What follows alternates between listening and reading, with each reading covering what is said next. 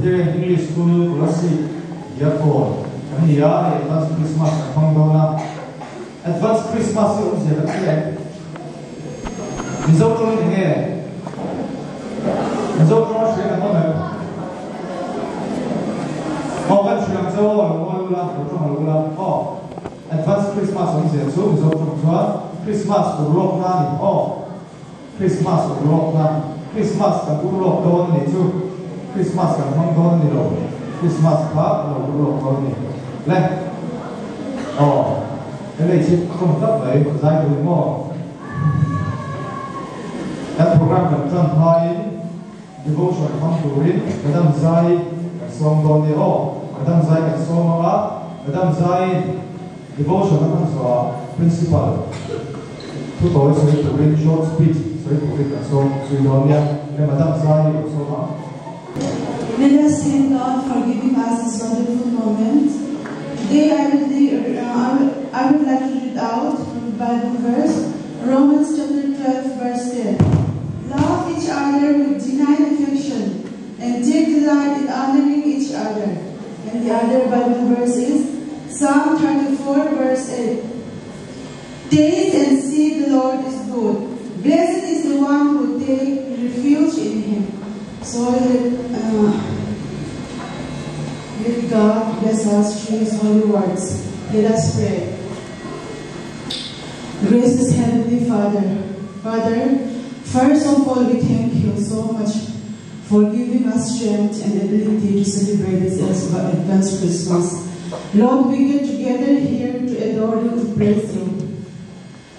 Lord, be with us and guide us with your Holy Spirit. And send your Holy Spirit among us so that we may be able to understand your love more than before. Lord, fulfill this program with your glory.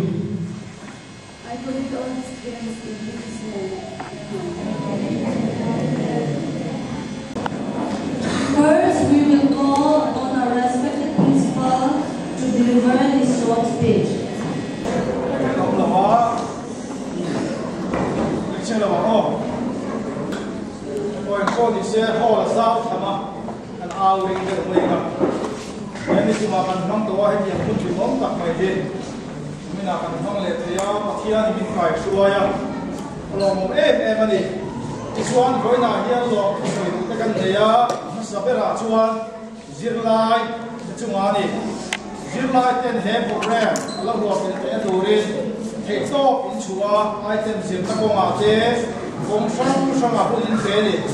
Along there, in the line to the parents, to my love group, Australia to work, Australia to the no left pattern, no computers, like that, no big bar, no China. Items in the contract, Zana Niemo, Kaya Niemo,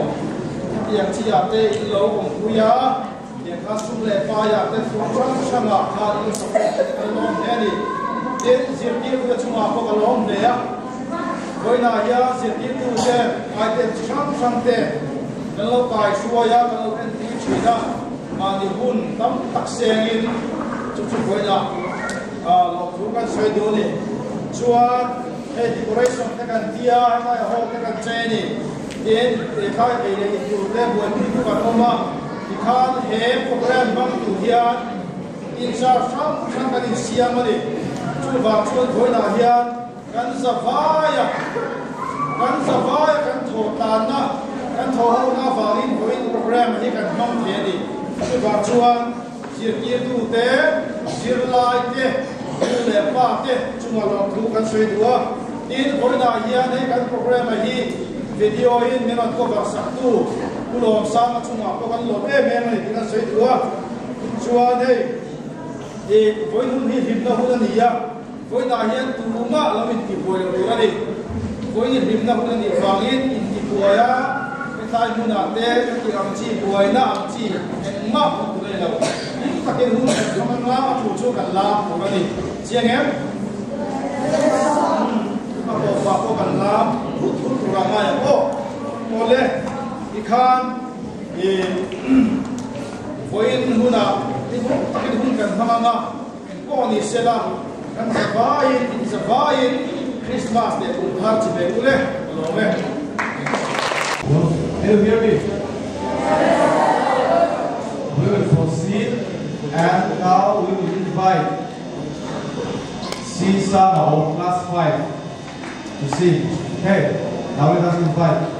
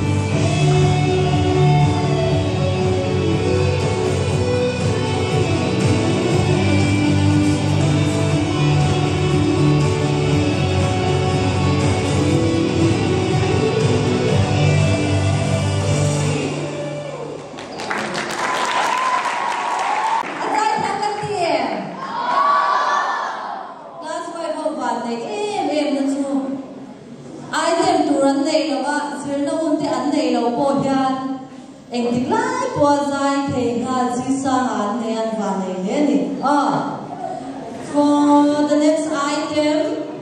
adon lea chuan tutingelang number o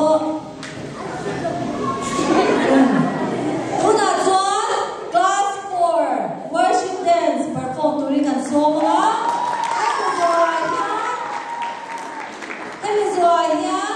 class 3 te kan song vele nalanga class 3 te kan lo in bring down ya o tuna class 4 te lo songa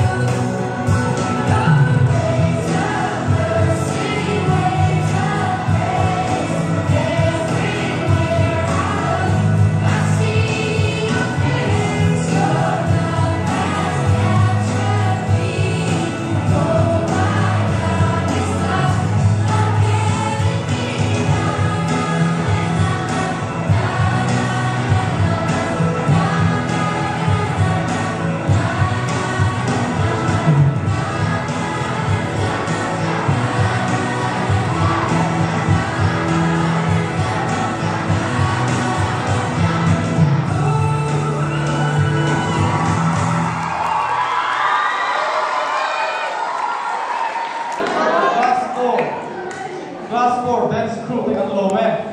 tuna tu te kan so le class 3 dance crew te lo so ma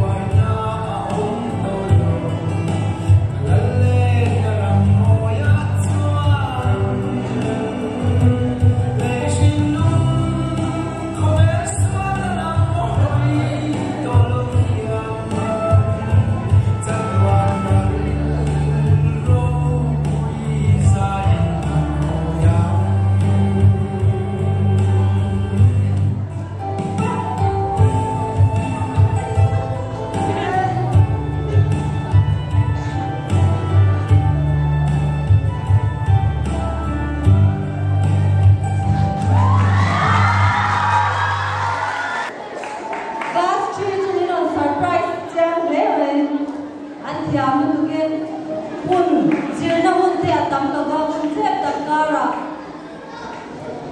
class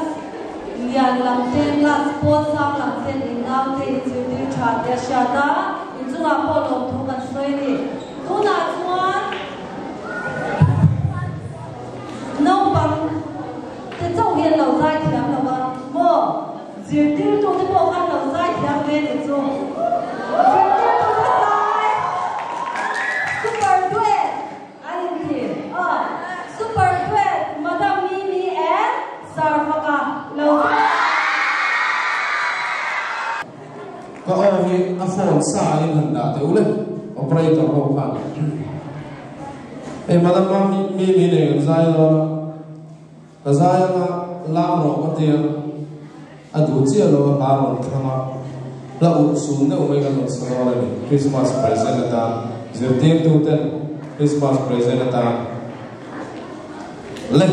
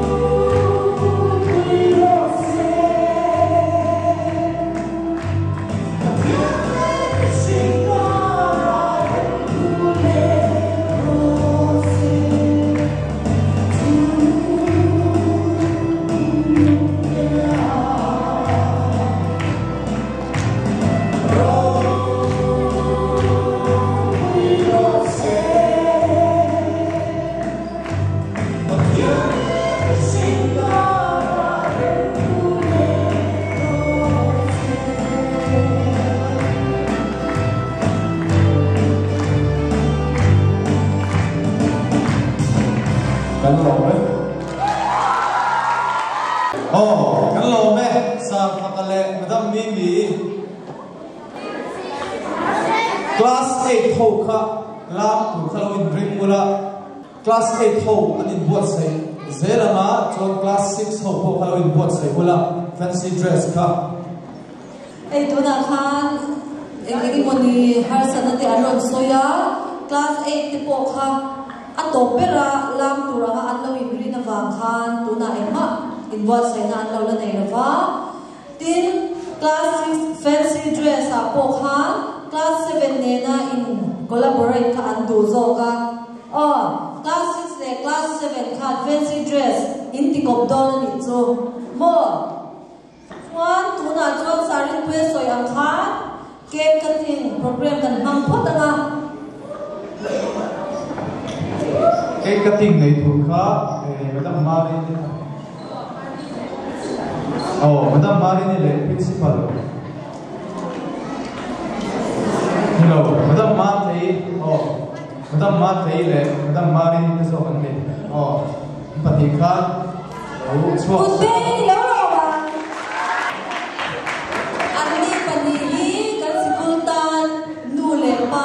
ni ko pin hun re ta min lo en kol to ke ni te po min en kol swa ke kan nya alla ka yan kan jir na sa me ma se kan tum thai lo ni mo mata mar ni pe tu hi ha ma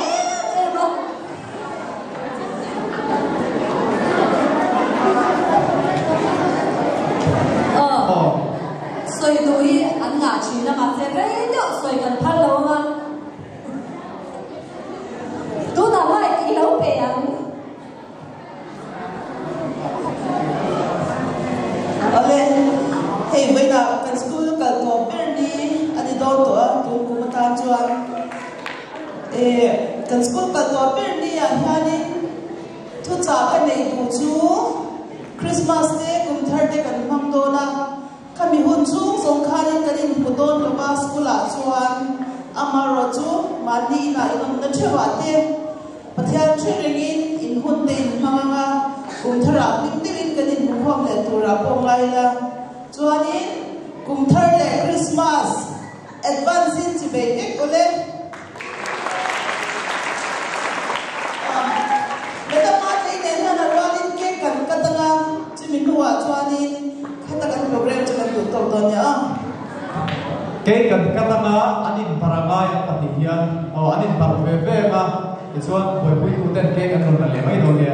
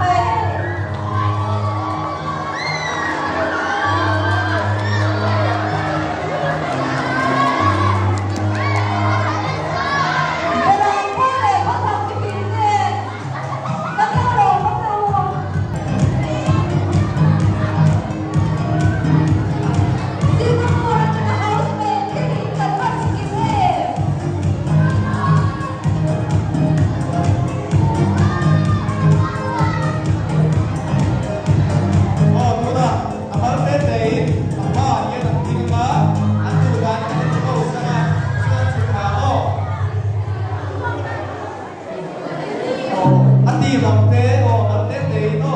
amante te kalau ka kalama aki mangte kan ka nak selo no eta kami kalau le oh la ya ko sole itu data ni ko sole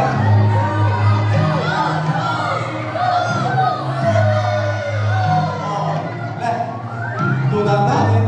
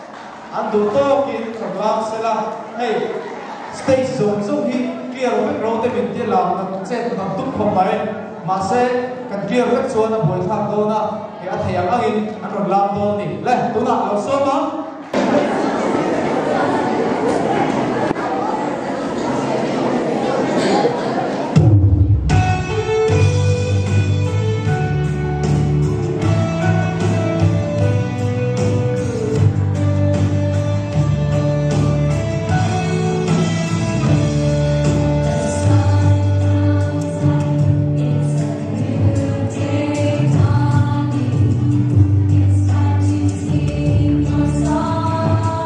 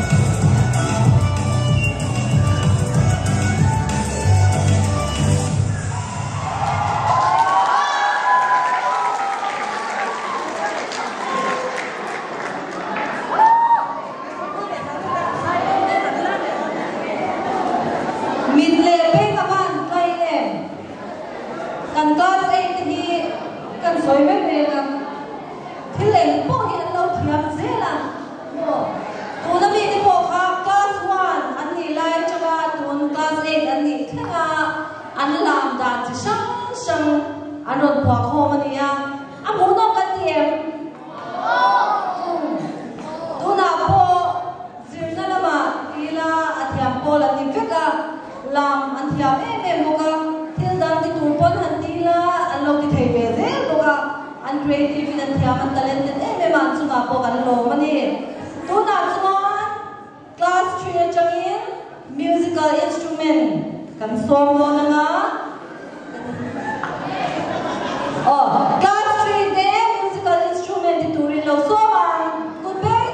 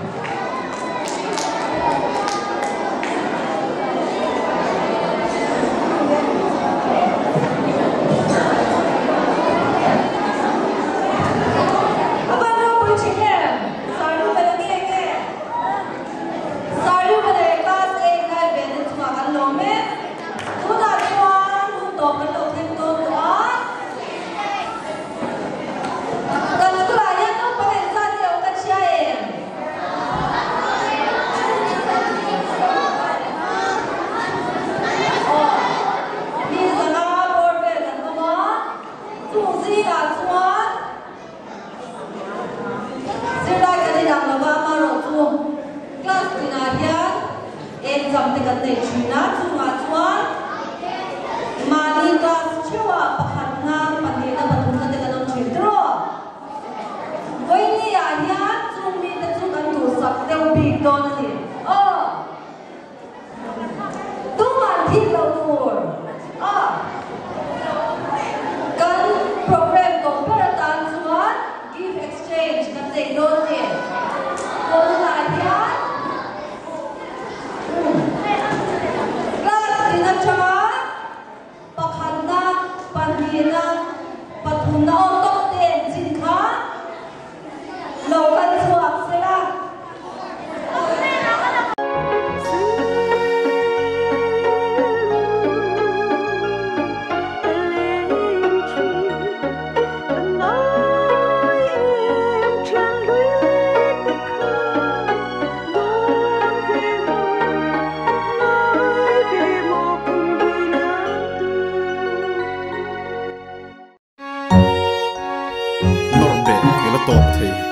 ma sei ke chelovang nor thluk ma se ra be lo phatsan ma se hnung tol lo be se na nen malam panin kan kal se lang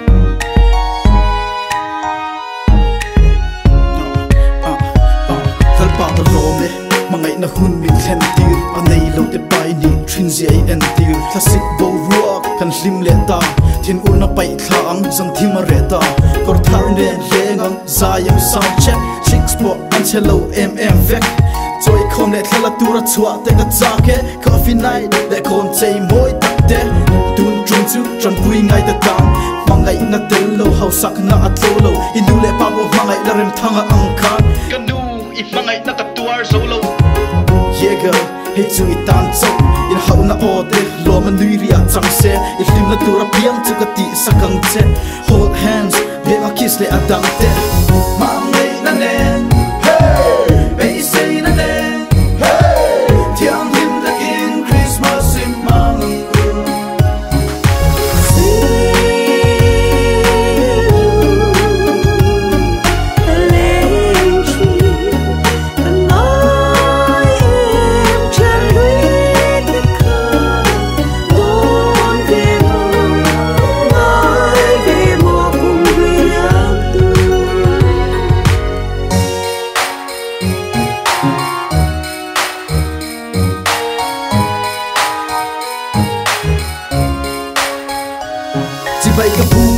Zertir tu le mi thiam te dam lo te po lo dam sein hiam te kan ngai trin kan mangai kal ta te min ngai ve min mangai tu le fa te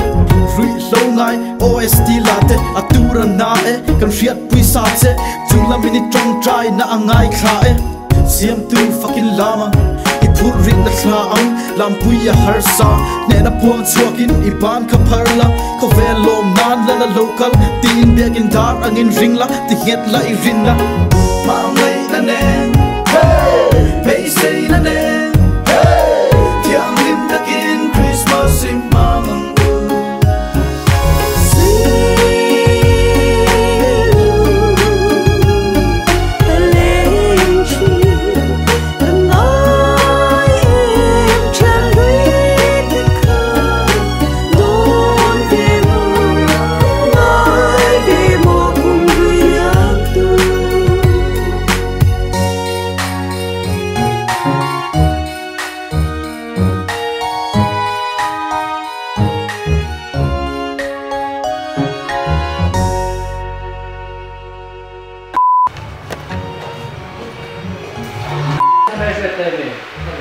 Dia sekarang tak pergi ramai.